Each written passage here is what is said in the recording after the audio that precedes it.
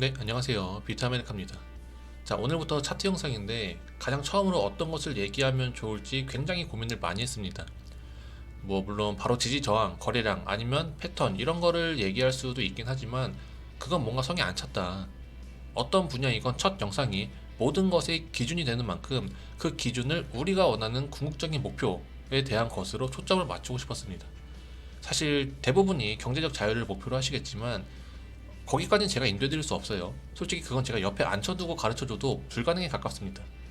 왜냐면 결국 맨 마지막에 판단을 해서 마우스로 클릭을 하는 사람은 본인이거든요. 이게 차트를 좀 볼 줄 알면 사라고 해도 안 사고 팔라고 해도 안 팔아요. 그래서 우리가 원하는 궁극적인 목표는 나의 올바른 트레이딩 관점 만들기라고 정하는 게 합리적이라고 생각합니다. 자, 선물 시장에서는 양방향으로 베팅을 할 수 있습니다. 단적으로 말해서 가격이 상승할 확률이 50, 하락할 확률이 50. 그럼 우리가 어떠한 포지션을 진입함으로써 수익을 볼 확률은 50%가 됩니다. 생각보다 높죠.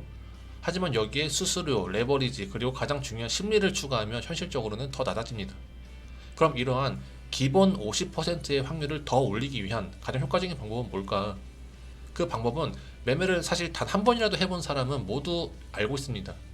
다만 그것에 대해서 심각하게 고민을 해본 적이 없기 때문에 인지하고 있지 못할 뿐이거든요. 그게 맞았을 때는 여러분들이 익절을 했을 거고 틀렸을 때는 손절을 했을 겁니다. 그럼 이 간단한 방법은 뭘까? 바로 이긴 싸움에 참가를 하는 겁니다. 자, 이긴 싸움에 참가를 하라는 게 무슨 말이냐? 여러분들도 들어보셨을 건데 파동이라고 하죠. 보통 1파가 가장 크다라고 하면서 1파를 먹어야 수익을 극대화할 수 있다라고 하는데 엘리어트 파동 공부해 보신 분들은 아시겠지만 이게 굉장히 모호한 이론입니다. 상승 1파, 2파, 3파, 그리고 하락 1파, 2파. 뭔가 엄청 전문적으로 보이고 이것만 마스터하면 적재적소에서 사고 팔 수 있을 것 같은데 막상 실전에 적용하려면 1초 만에 바로 막히는 게 있습니다. 도대체 상승 1파 시작점을 어디로 봐야 되냐? 현실적으로 웬만큼 공부한 사람들도 상승 1파를 체크하는 것은 굉장히 어렵습니다. 엄청나게 오랜 기간 차트를 연구하셨던지 아니면 엘리어트 파동을 오랜 시간 공부를 해야 되죠. 그래서 초보자분들은 이 상승 1파에 대한 미련을 버리는 게 좋습니다. 오히려 매매를 망치거든요. 현실적으로는 상승 1파보다는 이미 흐름이 정해진 차트에서의 2파를 따라가는 것이 훨씬 승률이 좋습니다. 이건 역시 선물시장의 특성을 적극 활용하는 접근법인데요. 선물시장은 기본적으로 자신이 쓸 수 있는 최대한의 레버리지를 적극 활용해서 수익을 극대화하는 것이 포인트입니다.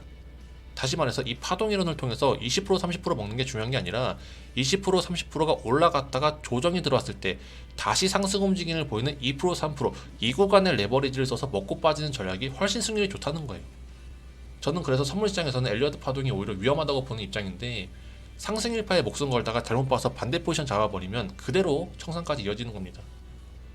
그래서 차라리 단기 방향성이 정해진 다음에 진입을 함으로써 관성을 이용해서 이길 확률을 조금이라도 높이자는 거죠.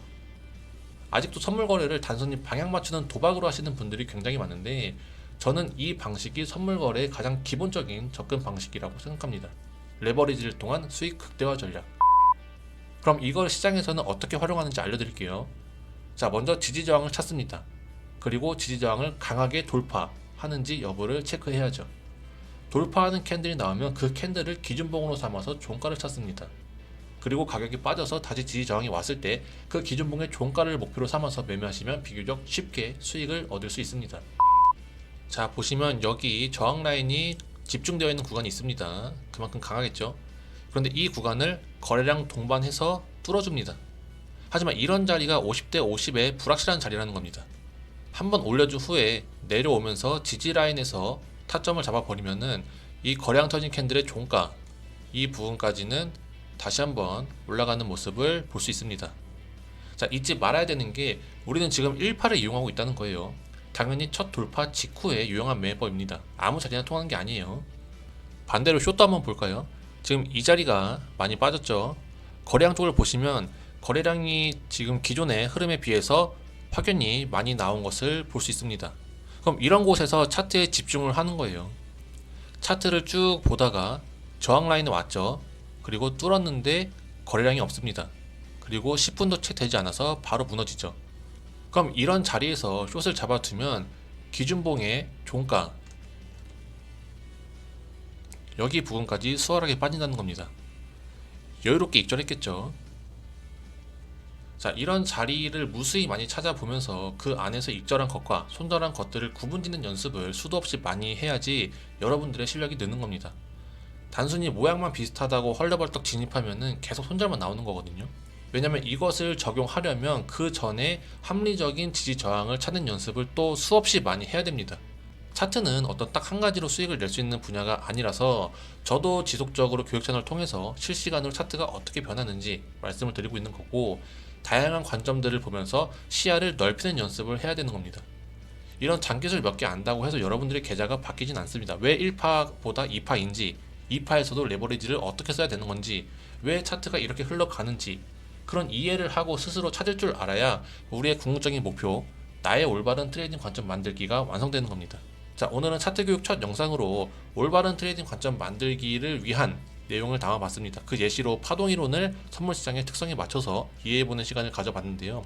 앞으로도 이런 식으로 어떠한 이론, 지표, 움직임에 대해서 스스로 이해해보는 시간을 많이 가져보시길 바랍니다. 혼자 공부하기 어려우신 분들은 영상 밑에 더보기 누르시면 교육 채널 입장 링크 있으니까 신청하시면 바로바로 회신 드리도록 하겠습니다.